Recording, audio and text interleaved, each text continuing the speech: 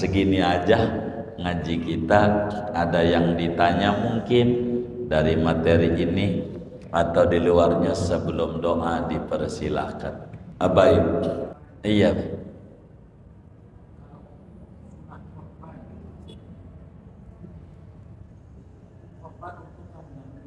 Iya. Baik. Hukum ngorbanin orang lain, at-tadhiyah anil ghair namanya.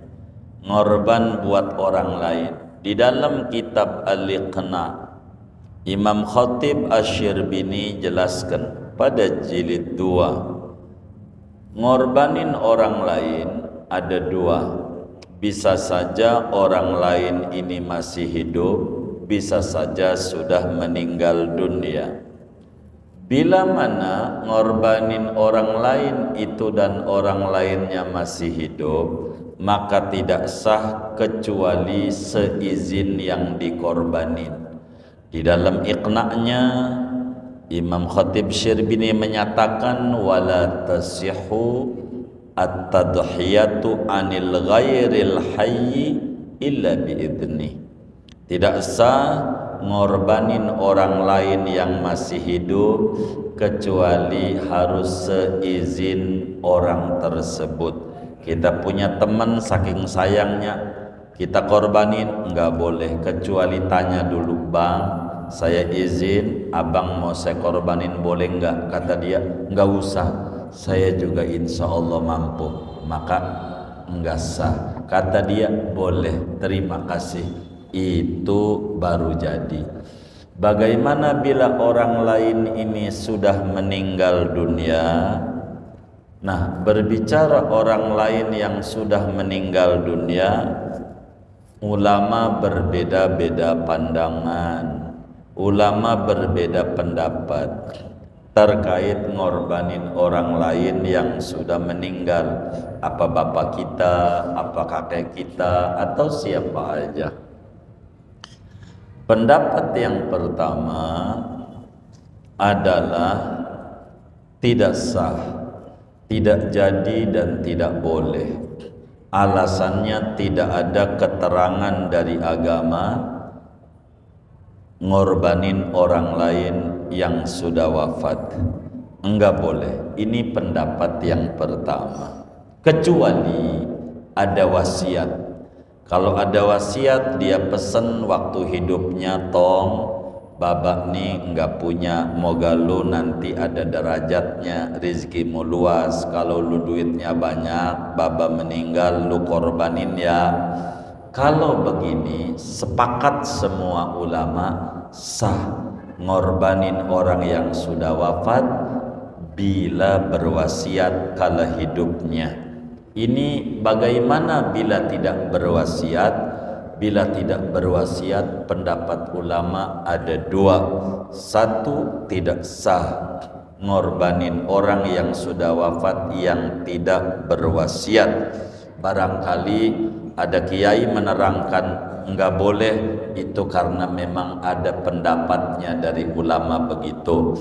Yang kedua, ada ulama mengatakan boleh ngorbanin orang yang sudah meninggal walaupun tidak wasiat. Dan pendapat kedua ini kami pribadi ikut sama ulama yang berpendapat boleh ngorbanin orang yang sudah meninggal dunia walaupun tidak berwasiat, karena min babi birril walad alal walid, termasuk baktinya anak kepada orang tua yang sudah tidak ada. Namun pendapat ulama yang kedua ini yang membolehkan kurban bagi yang sudah meninggal yang tidak wasiat, ada catatan, haram makan dagingnya. Kita enggak boleh makan dagingnya. Kenapa? Di dalam hamisnya kitab Iqna ini dijelaskan karena sulit minta izinnya. Kita datang ke tanah kusir, kita bilang, Mbak, gua korbanin baba ya, boleh nggak gua makan dagingnya? Dijawab boleh juga, kabur kita, kabur. Benar nggak? Karena sulit minta izinnya, maka kita kalau ngorbanin yang sudah wafat haram makan dagingnya. Lalu bagaimana kalau kita jadi panitia? Cerdaslah dikit, dikasih punya orang, ditukar, si ini ngorbanin babaknya, si ini ngorbanin babaknya yang udah wafat. Daging dia buat ini, daging ini buat dia. Namanya cerdas, bagi punya orang agar supaya dianya boleh. Itu begitu gitu. Kita jangan mau kalau kita dikasih, kita tanya, kan korban saya buat almarhum Pak panitia, ngapa gua dikasih? Kata panitianya, ini punya orang biar bapak nyobain juga ledha. Oh iya, terima kasih. Takut punya saya doang, dosa sayanya nggak boleh dalam agamanya. Iya, saya juga tahu, kata panitia. Begitulah kita kalau jadi panitia yang mengerti agama. Maka saya kasih kabar gembira bagi para panitia kurban. Ini kabar gembira yang perlu kita tersenyum. Panitia kurban itu keuntungan besarnya masuk surga duluan kalau benar ngaji dulu jadi panitia. Iya, jadi panitia kurban itu masuk surganya duluan kalau bener. Kalau kagak bener, kagak ngaji, langsung jadi panitia aja paling dulu. Iya begitu, ngaji jadi panitia, jangan kagak ngaji. Begitu, ngaji, belajar. Kita jadi panitia tuh bagaimana korban sunat, bagaimana korban wajib, bagaimana hukum kulit, bagaimana ngaji. Jangan tidak ngaji. Wa kullu man bighairi ilmin ya'malu a'maluhu mardudatun la tuqbalu. Siapa aja ibadah enggak pakai ilmu, apa aja jadi repot. Maka kita kudu ngaji. Jadi panitia negara, KPU kudu ngaji, panitia pemerintah jadi presiden kudu ngaji. Intinya kudu amanah. Artinya amanah kudu berdasarkan ilmu apa saja.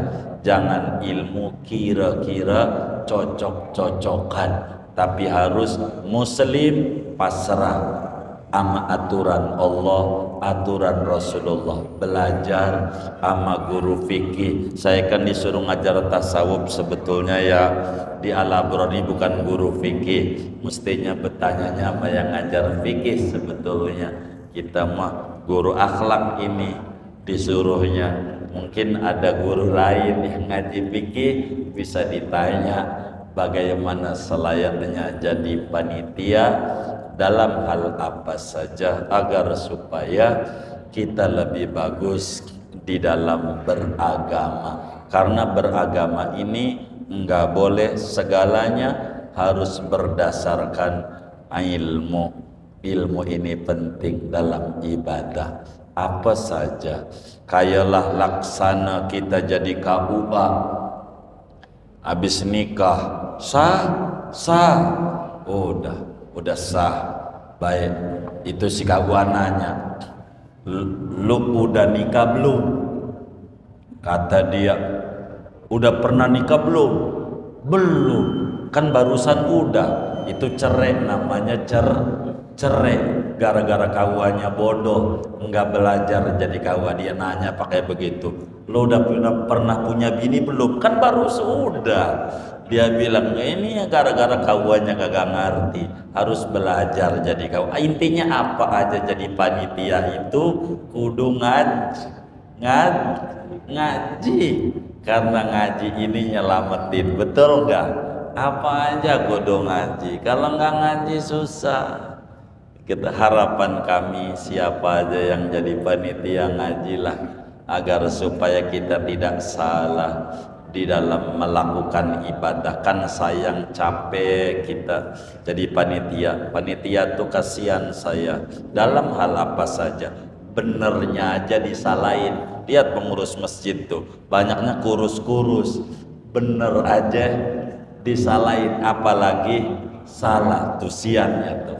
Maka ilmu ini penting di dalam kita belajar. Seorang hamba beribadah, apakah baca tasbih kayak sekarang nih 10 pertama daripada bulan Dzulhijjah, yaitu bulan-bulan istimewa dalam Islam. Banyak amalan yang harus dikerjakan oleh kita. Ada puasa 10 pertama Dzulhijjah yang ganjarannya kalau kita puasa dari mulai Sabtu kemarin sampai terus hari Minggu mendatang, ganjarannya sama dengan puasa setahun per harinya. Bahkan kalau tanggal 9 yakni hari Arafah sama dengan dapat ganjaran ibadah 10.000 tahun. Ganjarannya besar. Ada juga sholat malam.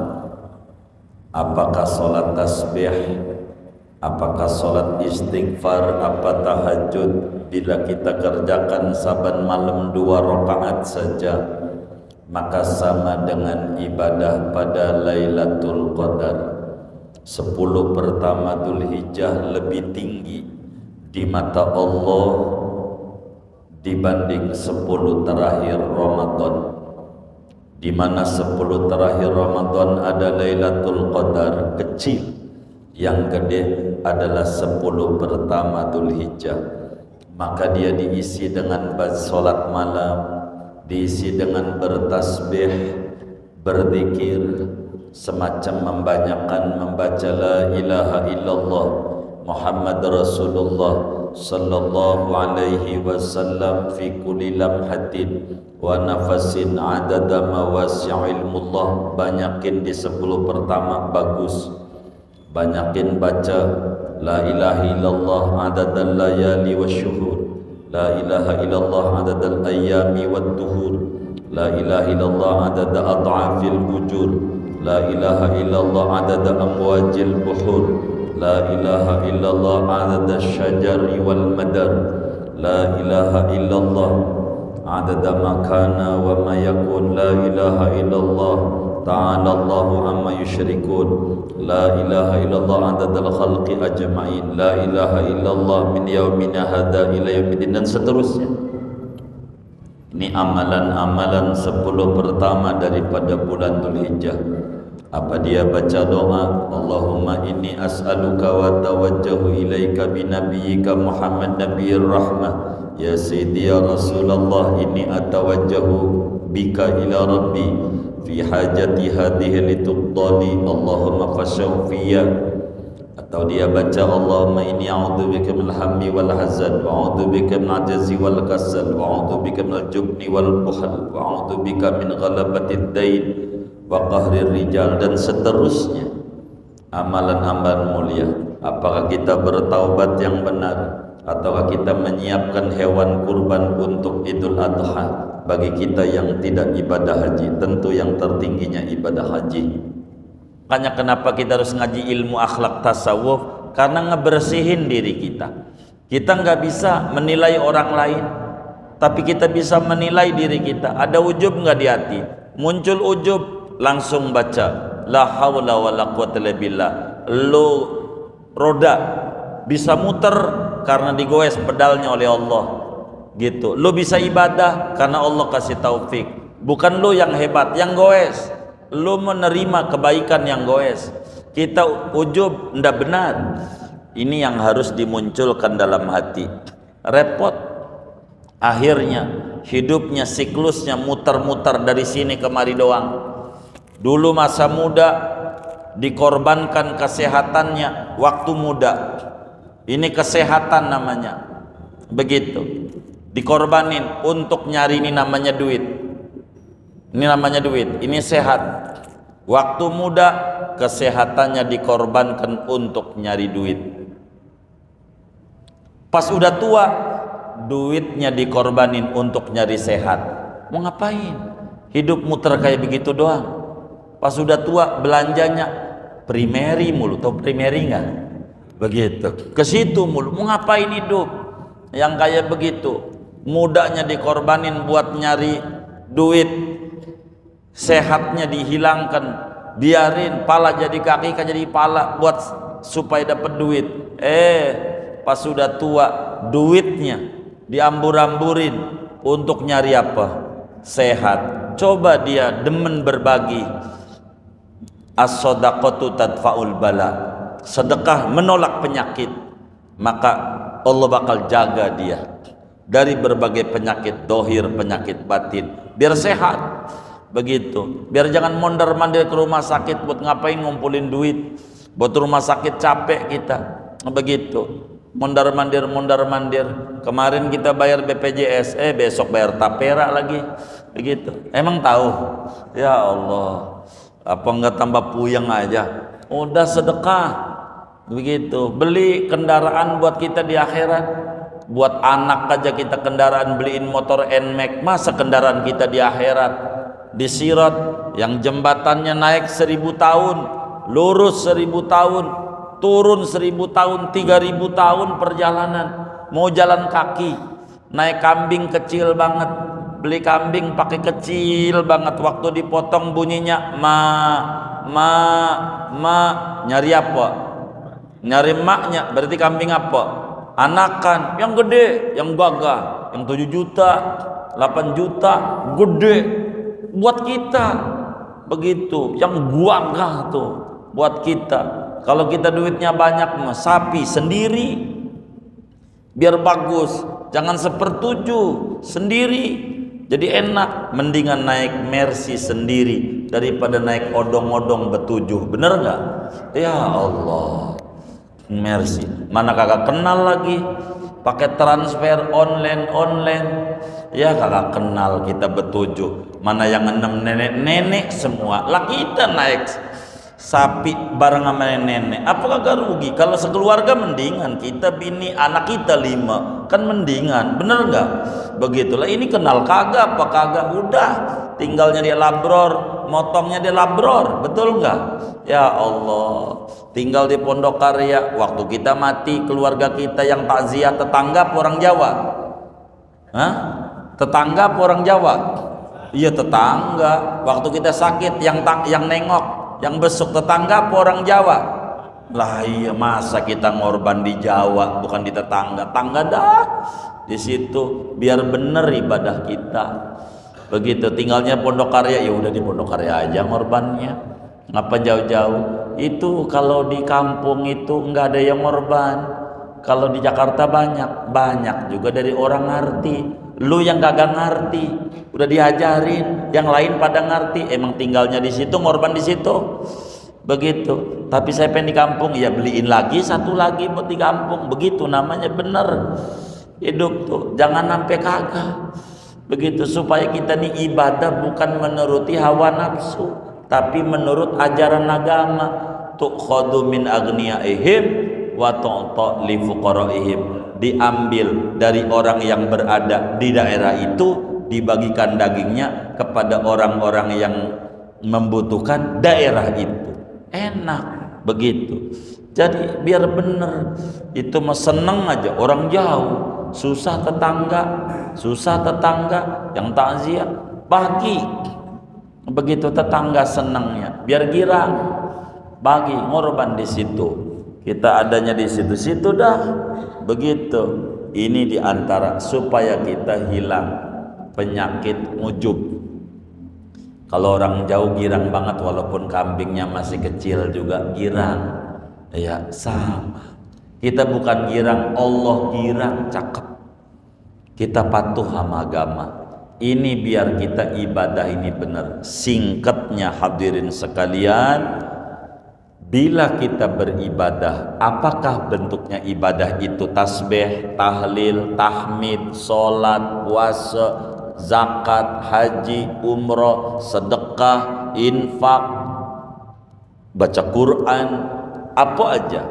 Bila ada ujub di hati kita, amalan kita tidak diterima oleh Allah. Moga Allah selamatin kita, Allah jaga kita, Allah bersihin hati kita, buang dari hati kita akhlak-akhlak yang tercela, dan Allah isi hati kita akhlak-akhlak yang terpuji, bukan ujub tapi kesyukuran yang mendalam kepada Allah. Dengan itu Allah tutup akhir hayat kita dengan keadaan terindah, husnul khatimah.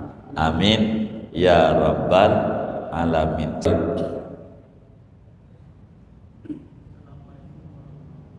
Waalaikumsalam.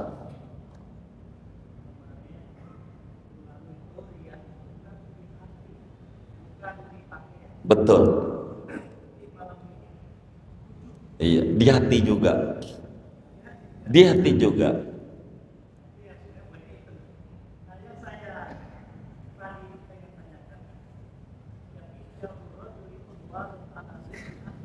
Baik-baik.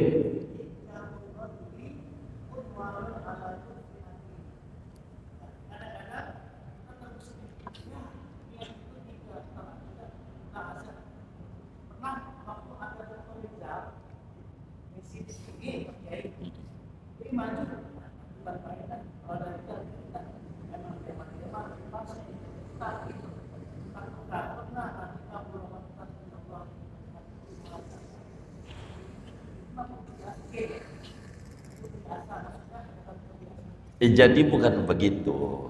Jadi begini, ilmu itu ada dua, Ustaz Ali. Yang pertama adalah mengajarkan, yang kedua mengamalkan. Yang pertama mengajarkan, yang kedua mengamalkan. Mengajarkan itu kalau bahasa agama namanya tabligh, menyampaikan yang kita tahu tentang agama kepada orang lain. Yang kedua adalah tatbiq, mempraktekkan yang kita ajarin. Bila kita tidak mau, kata Abu Hurairah bertanya kepada Nabi, ya Rasulullah, ajaranmu ini banyak, apa perlu saya sampaikan apa tidak?